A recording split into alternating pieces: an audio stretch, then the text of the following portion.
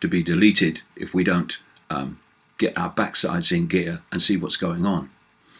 And this week has seen another series of blows against that basic human freedom on which all other freedoms depend: freedom of expression, freedom of thought, freedom of opinion.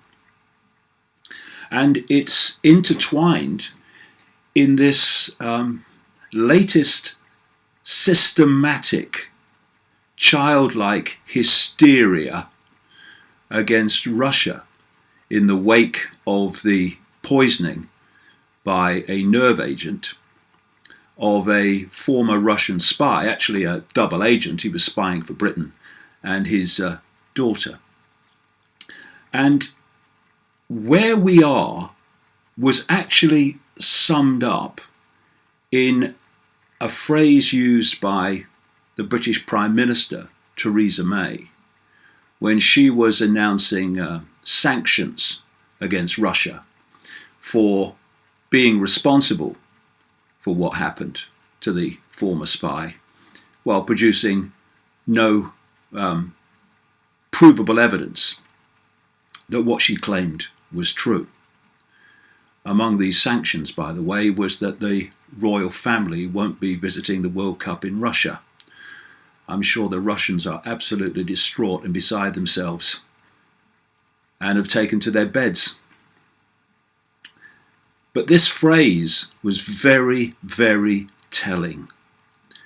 She said that there was no alternative to the conclusion that Russia was responsible. And that's what this destruction of freedom of speech is all about. Deleting any alternatives to the official narrative. And that was captured in that one ridiculous phrase by Theresa May, because of course there are many other conclusions that can be considered in relation to what happened to the spy. And it shows the depth that we have reached now when the opposition leader, Labour Party leader Jeremy Corbyn, replying to Theresa May, had the absolute audacity to ask for evidence, which anyone with half a brain cell on active duty would be asking for. But what happened when Corbyn asked for the obvious evidence? He was jeered. And not only jeered by the opposition parties, jeered by some in his own party who were just as pathetic. And so this is where we are. In the post-fact, post-evidence society, in which evidence doesn't matter, facts don't matter, just repeating an official narrative to bring about a particular end is all that matters. Keep repeating the narrative. That's what the Nazis based their propaganda on. Keep repeating a lie and eventually people will believe it. Now, where freedom of speech comes in is not only that people are shouted down if they question the official narrative and ask for evidence, but also in demands in the wake of this nerve gas attack or nerve agent attack from, among others, Labour Party MPs like Chris Bryant. The fact that he's an MP is terrifying, frankly. Calling for the Russia Today RT channel to be banned in Britain. And the claim is that it's bias. And the shadow chancellor of the Labour Party, a guy called MacDonald, he advised Labour MPs not to go on to RT because it was biased. And he said those words on the BBC, one of the most institutionally biased news organisations on planet Earth, masquerading as standing up for freedom and truth. Of course RT is biased towards Russia when it's funded by the Russian government. Of course it's going to take the Russian angle. Of course you're not going to expect it to be exposing Putin and things that the Russian government doesn't want exposed. You watch it with that knowledge and you take from it what feels right in the knowledge of the background. But hold on. The BBC takes the British angle. The American media takes the American angle. And you watch them in that knowledge. And because you have intelligence, you filter what they say with that background. In terms of the mainstream media in general, you question everything. In fact, that's the whole point about RT and why they really want it banned. RT has a motto, question more. My motto is question everything. So for me, RT is not really alternative media, it's mainstream light. That's why they've never asked me on. I'm too far down the road for them. And you look at it, however, and you see that RT does ask questions of situations and world events that the mainstream media is not asking. It has people on that the mainstream media would never have on, giving views the mainstream media would never allow people to hear. And on that basis, while you filter it with its funding background, RT has made a major contribution to balancing out, ironically, the lies and bias of the Western mainstream. And that is the problem. Because the reason they're saying well, it must be banned is because RT, in the wake of this attack on the former Russian agent, is basically saying, where's the evidence? You keep telling us the Russians did it and Putin did it, but where's the evidence? Now that is what any journalist worth the name would be asking. But when you want people to believe there is no alternative to the conclusion that, you don't want people having access to this questioning. And that's what it's really all about. And this is the point when it comes to what people say. Is it true? You never hear that question, do you? He's a conspiracy theorist, what he's saying. Yes, but is what he's saying actually true? As so many so-called conspiracies have proved to be true with the passage of time. Is it true? When sources of information you don't like or political opinions you don't like are expressed, why not ask the question, is what is being said here true? Never mind, I don't like the person saying it, is it true? But that is long gone. Now it's, if I don't like you, I don't care what you say, I'm going to oppose what you say, I'm going to call you a bigot, I'm going to say you're wrong, or a Nazi, or a propagandist.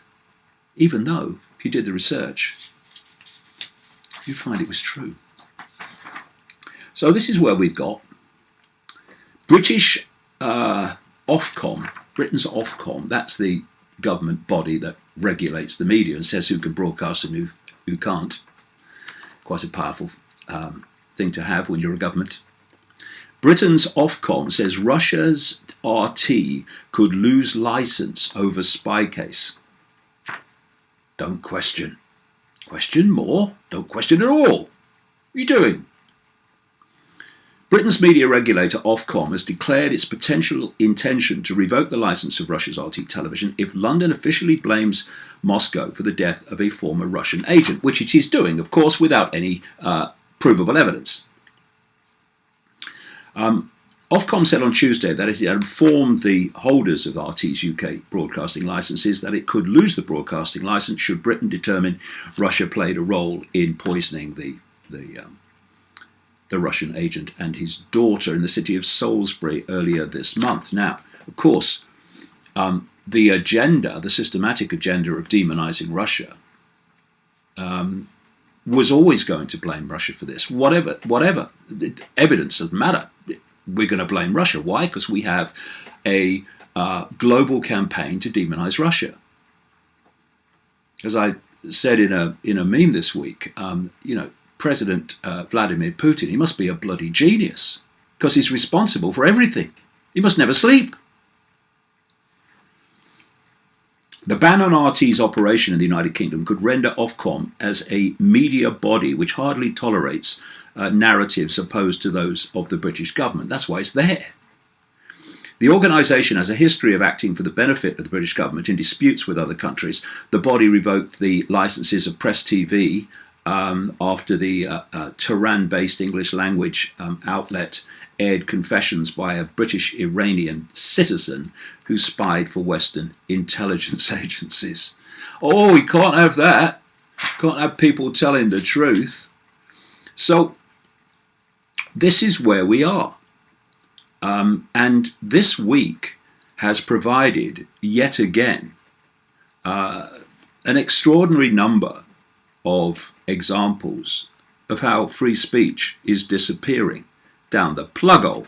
Of course, I had my own experience in Leicester when an event was cancelled that was going fine by the intervention of Leicestershire Police and Leicester City Council.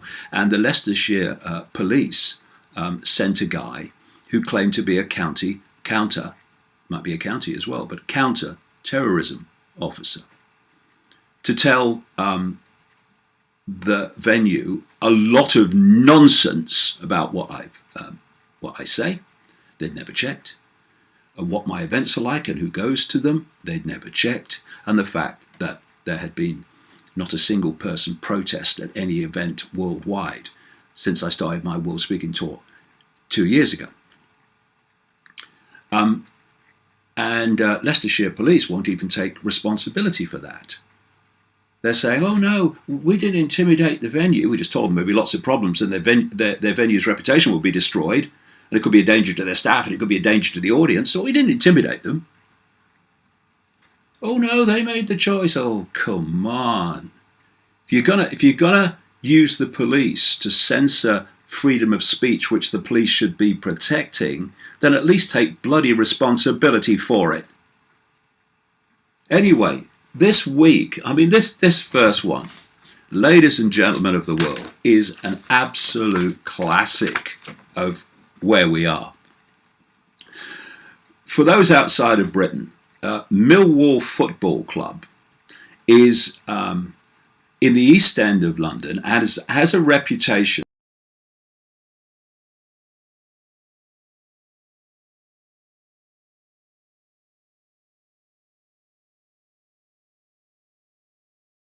to transgender activists and cancels feminists meeting after threats.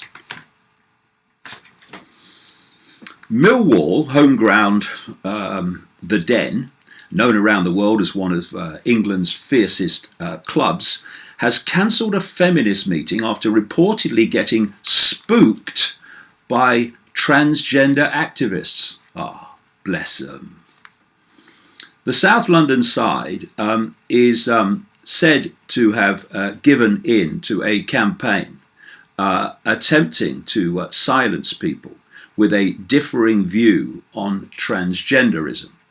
A group of feminists hired a conference room at the club's stadium, the Den, to discuss how concerns raised by women are being shut down through threats, harassment, and accusations of transphobia.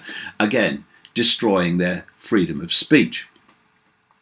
The meeting's organizer, Venice Allen, said that the gathering was organized to express disagreement with potential changes in law that could allow people born as males to identify as women, something the group might threaten women's rights. And Venice Allen said, I got a call from the club saying they'd never seen anything like it, constant phone calls, emails and tweets. And the club said we were pulled in to a drama that we really didn't feel we should be part of. No, Millwall Football Club, you were pulled into a choice between defending freedom of speech or letting it be blocked and stopped. And you know who is responsible for the disappearance of freedom of speech? No, not the people who are calling for meetings to be banned, people to be silenced. They can only call for it. The reason that freedom of speech is being deleted is the gutless people who cave in like this, cave in like venues where I've been due to speak, because it's less hassle to do so than to have some backbone and say, no, freedom of speech is sacrosanct.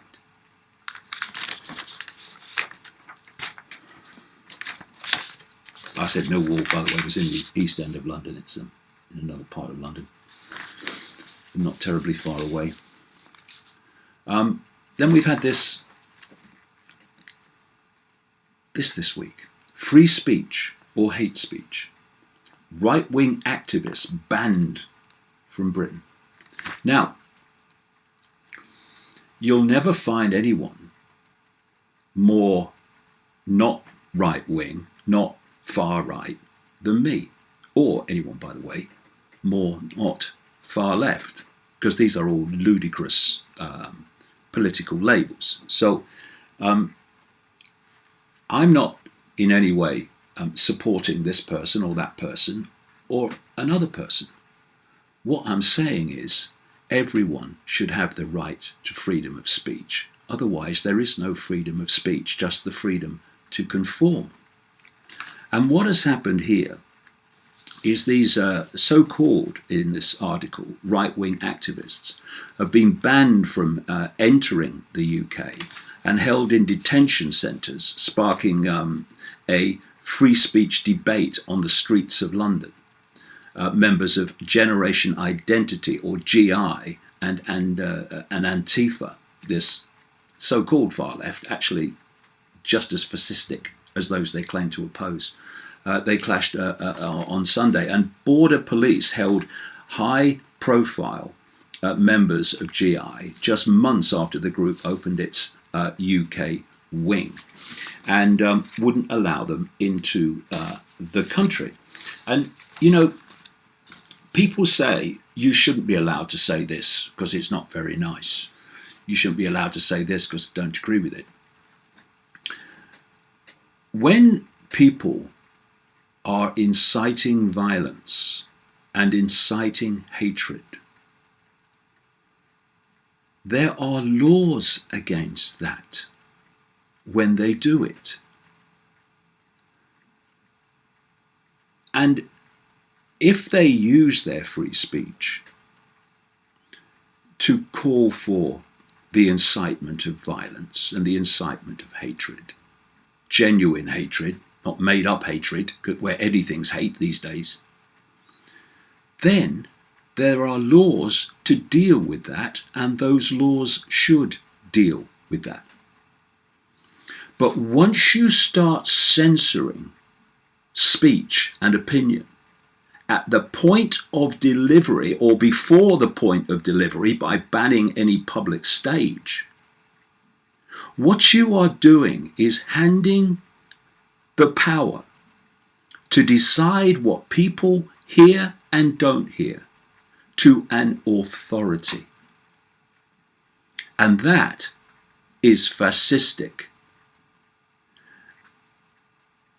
And of course, once the authority gets that power, it will start to expand and expand, as we are seeing, its interpretation of incitement to the point where it is deleting the free speech and opinion of more and more people until we reach the point, and we are not far from it, where the whole world will have a communication system based on Theresa May's "there is no alternative" conclusion. And anyone that is calling for people to be denied the right to an opinion and freedom to express it is pushing the world down that road, and they should not, like the Leicestershire police, in my case, deny responsibility. Then we come to the mainstream media, and I'll come to a bit more in a minute. But here's another story. Police warn reporters not to report news until cops give them permission or face consequences. Are you awake, mainstream media, to what is planned for you while you stay silent? Story from Kentucky. Local media outlets are speaking out after they received emails from a state police spokesperson demanding that they wait for a press release from the police department before publishing stories about ongoing investigations, which implies that the outlets are prohibited from using a narrative that is different from the one chosen by police. There is no alternative to the conclusion that. And there is a theme here too in this whole freedom of speech deletion, and it is the involvement of ultra-Zionist hate groups who set out to demonize their targets so the public hate them. And here's an incredible story, really, but it's not in current situations. Arizona State University asks Palestinian academic to sign contract not to criticize Israel. What are you talking about? Sign a contract not to criticize a country or a government of a country? But this is where we are. Because Israel has a network throughout the West, further afield as well, I'm sure, but particularly in the West, of ultra-Zionist hate groups whose job is to silence anyone criticizing or exposing the behavior and policies and agendas of Israel by dubbing them anti-Semitic. Very simple. Someone saying something Israel doesn't like, anti-Semitic. And the mainstream media, they sit by. Yes, sir. No, sir. Yeah, we'll condemn them. They're anti-Semites. Pathetic. And all the time, the mainstream media's own freedom to express itself is being deleted, deleted, and deleted, and deleted. This is the story. Arizona State University is reported to have asked Palestinian academic Atem Bazian to sign a contract in which he pledges not to criticize Israel at an event organised by the Muslim Students Association next month. Chair of American Muslims for Palestine and lecturer at the University of California at Berkeley, Bazian said Arizona State University asked him to sign the university's speaker agreement, which includes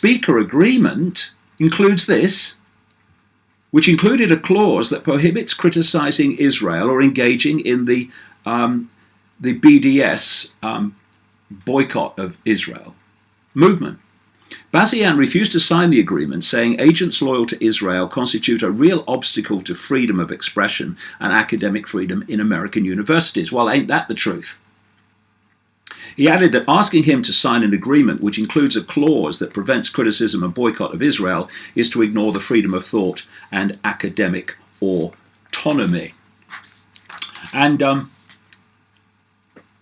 course, that's disappearing. But, you know, there is a common theme here. You see, when you look at the hate groups that are trying to silence me, they are ultra-Zionist hate groups. When you look at the owners of Google and YouTube and Facebook, etc., you find that they're owned by Zionists, or at least controlled by Zionists. And then these major corporations are using ultra-Zionist hate groups like the Anti-Defamation League in America and others around the world to advise them on what information and videos should be allowed on these channels and platforms and which should not. What you're looking at is this tiny, I mean, you can almost do it on two hands out of Silicon Valley.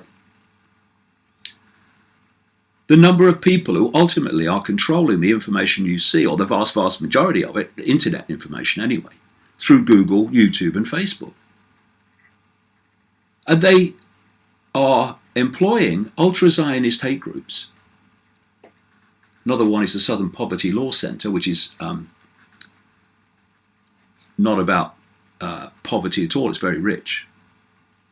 That takes vehemently the ultra-Zionist line. And it's being employed to decide through these corporations what you see and don't see. And then we have Al Jazeera, the Arab channel, which has done some great work exposing the influence of the Zionist lobby in Britain, where they expose through hidden cameras that someone working for the Israeli embassy in London was talking to members of parliament and calling for certain MPs, including one minister, to be taken down. Of course, all under the carpet. Oh, no, never heard that. And now they're doing the same with the Zionist lobby, massively, fundamentally influential in the United States. And here is an ultra-Zionist lawyer, Alan Dershowitz, demanding censorship of that Al Jazeera lobby film, Israel lobby film. Alan Dershowitz is calling for the government of Qatar to censor Al Jazeera's suppressed film exposing the US Israel lobby. In a letter Monday, he called for the channel to reshoot and re-edit the film before it's released to add pro-Israel commentators. Oh, like the Zionist lobby is always adding anti-Israel commentators. And where is the mainstream media in all this? This is not racism I'm talking about, because the vast, overwhelming majority of Jewish people are not involved in this at all. Supporters of Zionism, the vast majority, are not involved in this at all. But where are the mainstream media looking at these basic facts and connections? Nowhere. Where are they in terms of challenging this disappearance of free speech? basically either nowhere or supporting it. Or they'd love to see RT gone, a lot of them would. They want to see the alternative media disappear because it's taken their audience. And we have in Britain the Daily Mail. The Daily Mail is all for freedom of speech. Yeah, its own. It's been exposing recently the efforts by a guy called Max Mosley, very rich bloke, former Formula One motor racing tycoon, for his efforts to censor the British media. And they've done pages and pages of it because it affects them. And you see, I believe in freedom of speech for everybody, even those I disagree with, because there wouldn't be freedom of speech otherwise, like I said earlier. And thus, I completely support the Daily Mail exposing and highlighting censorship of itself. But where are they when people like me are being blatantly censored, even with the bloody police involved now? Nowhere. Because they don't believe in freedom of speech. They believe in their own, which for reasons I keep emphasizing is not freedom of speech at all unless I have it and everyone else has it. And it's been another week, a desperate week again for freedom of speech. And all these things, all these excuses, any excuse will do. Political correctness and all the snowflake hysteria. Any excuse will do. But the common theme, we must stop people having an opinion that we don't agree with. And of course, we've also had Mike Pompeo move from the head of the CIA post to Secretary of State in the United States, which takes us on to another level of extremism in terms of targeting Russia and China and Iran. And we've had Gina Haspel, his deputy at the CIA, now becoming head of the CIA, another bloody extremist who's been connected to torture that will push the CIA in the same direction that Pompeo will take the State Department. And we need to start having some backbone and stop moaning and start standing up for it. Stop refusing to be intimidated. Stop refusing to be silenced by these people. And it's another lesson too in what is happening. A lesson which we've seen confirmed again and again and again at just how ludicrous and insane it was for significant parts of the so-called alternative media, not least in America, to support Trump for the presidency. Not that Clinton would be any better, but I'm talking about their man, Trump. He was going to change everything. Well, many of these alternative outlets, sources that supported Trump and said he was going to drain the swamp, are now really feeling the effects of the American authorities in all their different forms and corporations deleting their freedom of speech and dismantling their ability to operate. Where is Trump now for you? Oh yes, he wanted you to support him and he'll go on your show and be interviewed. And it ain't great, because he had to get the people you communicate with and broadcast to vote for him to win. And the people around him knew that. But where is he now for you as your freedom of speech is destroyed? Nowhere. Because he was never going to be there. It was all a hoax. Come on, people. Let's get this sorted, because if we don't, and this certainly applies to the mainstream media, The famous words from someone in Nazi Germany will become real yet again. First, they came for the socialists, and I was not a socialist, so I did nothing. Then they came for the trade unionists, and I was not a trade unionist, so I did nothing. Then they came for the Jews, and I was not a Jew, so I did nothing. Then they came for me, and there was no one left to speak out for me.